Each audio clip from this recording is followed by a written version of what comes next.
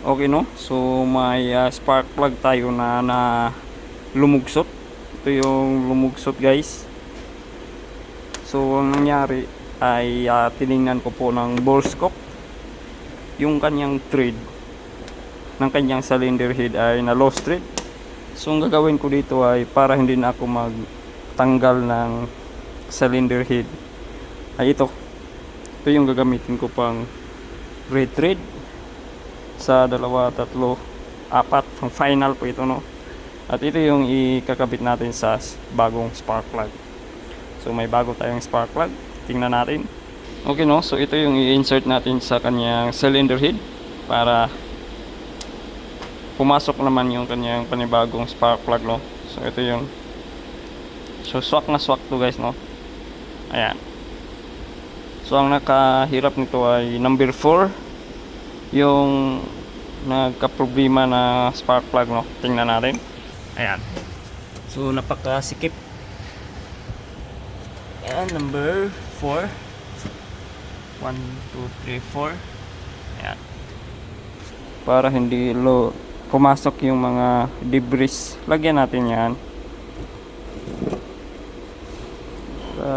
Hindi pumasok yung debris yan, tapos pasok natin doon. At ito yung unang step natin, no? So ano to, step by step, para ma-retrieve natin yung kanyang thread sa ilalim, no? So ipasok ko muna yan. Kapasok na yan, para mabilis ano natin yan, electric natin yan.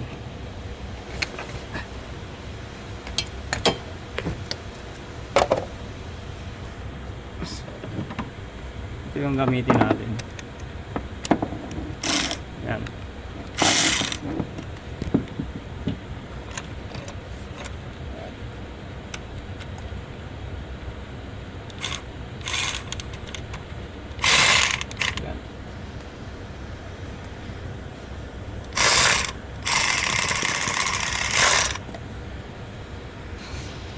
Okay, no? So goods na to kasi lumapat na siya dyan.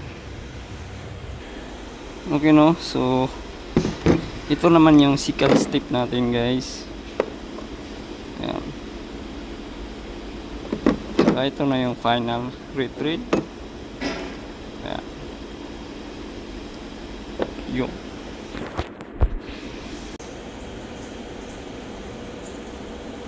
so ito na yung final, no? Ito yung nakuha natin.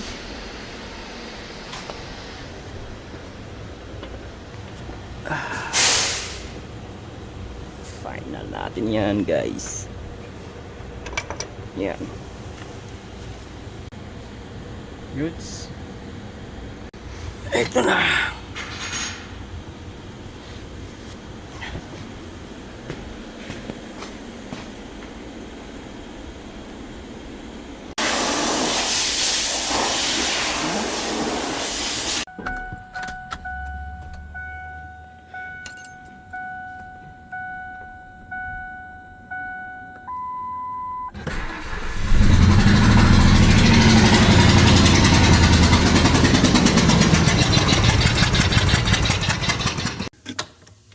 Yung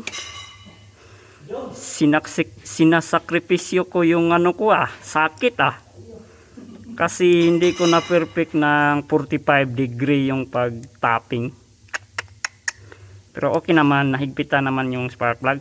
Okay, pero yun nga, sakripisyo yung ano ko, binutasan ko, iyo.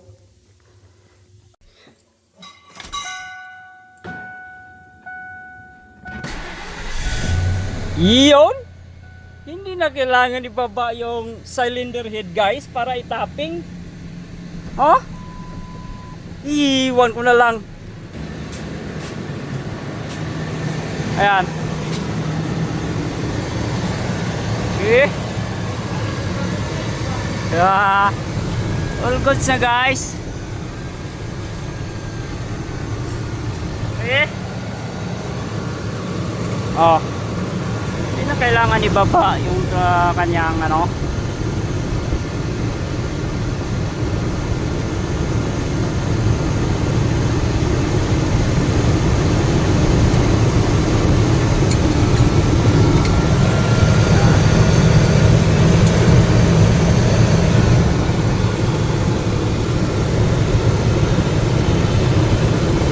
Lods. Yan. Okay. Iyo.